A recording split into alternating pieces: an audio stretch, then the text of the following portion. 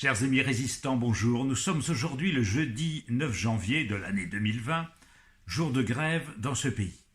Le peuple, oui, j'ai dit le peuple, semble mécontent de ses dirigeants.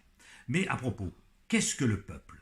Pour chaque dirigeant politique, pour chaque politicien, le peuple, ce sont ses amis, ses militants, ses électeurs. Moi, j'en donnerai une définition beaucoup plus objective, impartiale. Le peuple, c'est l'ensemble des citoyens sur lesquels s'exerce le pouvoir politique. Donc, tous les citoyens participent du peuple, quelles que soient leurs opinions, leurs orientations.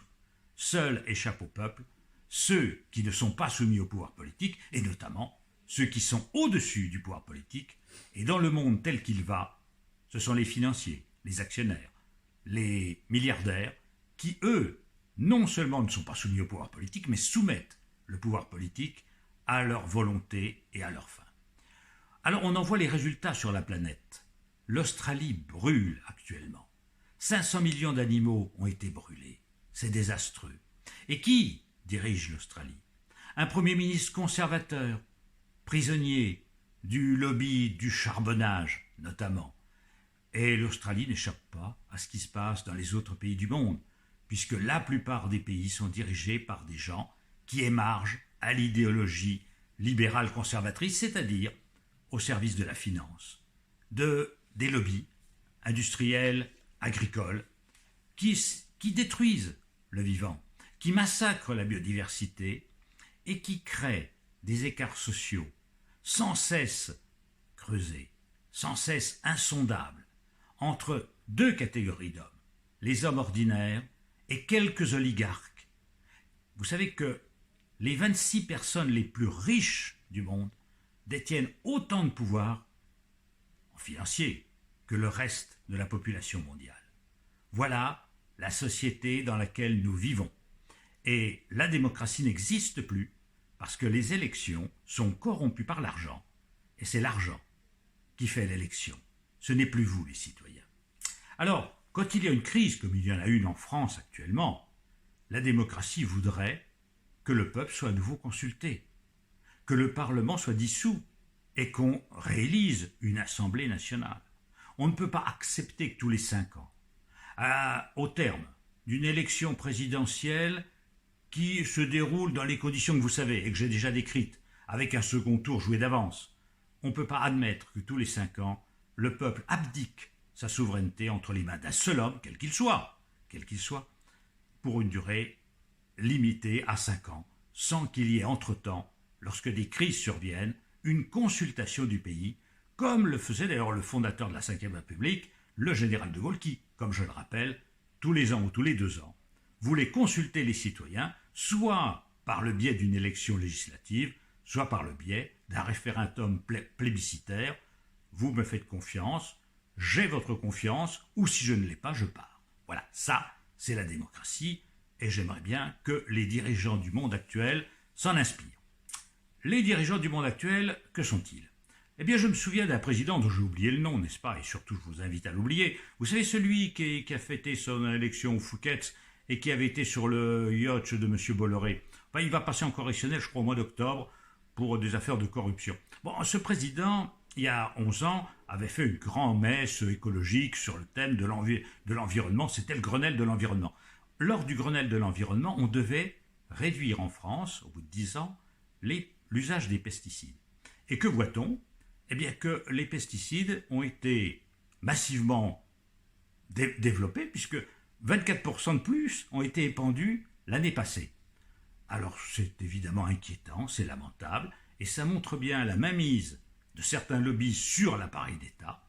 Le gouvernement français vient, c'est admirable, d'interdire l'épandage des pesticides à moins de 3 mètres des habitations. Une telle réglementation, voyez-vous, est parfaitement inutile, on devait s'en passer, il n'y avait pas besoin d'une telle réglementation. Le gouvernement pouvait autoriser la FNSEA à épandre ces pesticides dans les chambres à coucher des gens et les cuisines. 3 mètres, c'est absolument absurde, ça ne correspond à rien, et on voit très bien qu'il y a des lobbies qui cherchent en fait à faire du profit à tout prix, même au prix de la santé publique, même au prix de la disparition de la biodiversité. Mais il est vrai que ces gens-là, s'ils ont fait disparaître les insectes et les oiseaux, veulent aussi éliminer les loups, les ours, les lynx, enfin tout. Ils veulent absolument tout détruire sur la planète, tout ça pour faire de l'argent. Alors, ce monde est, j'allais dire, lamentable. Et rien ne va, malheureusement, rien ne va dans ce monde, et les dirigeants sont ce qu'ils sont. Alors, pour vous le prouver, je vais vous raconter 3 petites anecdotes pour terminer ma chronique de ce jour, qui sont 3 petits faits divers. Il y a 3 ans de cela, dans les Hautes-Pyrénées, des serial killers s'étaient emparés d'un hérisson vivant. Ils avaient joué au foot avec, puis l'avaient brûlé vif. Le parquet, le procureur de l'endroit, a estimé que le hérisson étant une espèce sauvage, il n'y avait pas lieu de lui appliquer la législation protectrice des animaux, l'article 521 du Code pénal qui prévoit la répression des actes de cruauté envers les animaux tenus captifs ou domestiques, le hérisson n'étant pas tenu captif ni domestique. Donc, l'affaire n'a pas donné lieu à un procès. Je ne commande pas. Deuxième petite histoire que je vais vous raconter, à France Télécom, il y a 15 ans, les dirigeants ont décidé le départ de 15 à 20 000 salariés parce qu'il fallait réduire les coûts et maximiser les profits. Pour cela, ils ont harcelé leur personnel, c'était jugé, et ils ont été condamnés à 1 an de prison, dont 8 mois avec sursis. Les dirigeants de l'époque de cette société, dans laquelle nombre de salariés s'étaient suicidés par suite du harcèlement. Alors, je vous répète, 1 an de prison, dont 8 mois assortis d'un sursis, alors qu'il y avait eu une vingtaine de suicides. Troisième petite histoire, je ne commande pas, et je ne commenterai pas, les faits se suffisent à eux-mêmes. Il y a quelques semaines, des gilets jaunes ont dégradé une statue, je ne sais pas si elle était en bronze ou en marbre ou en pierre, du maréchal Juin à Paris.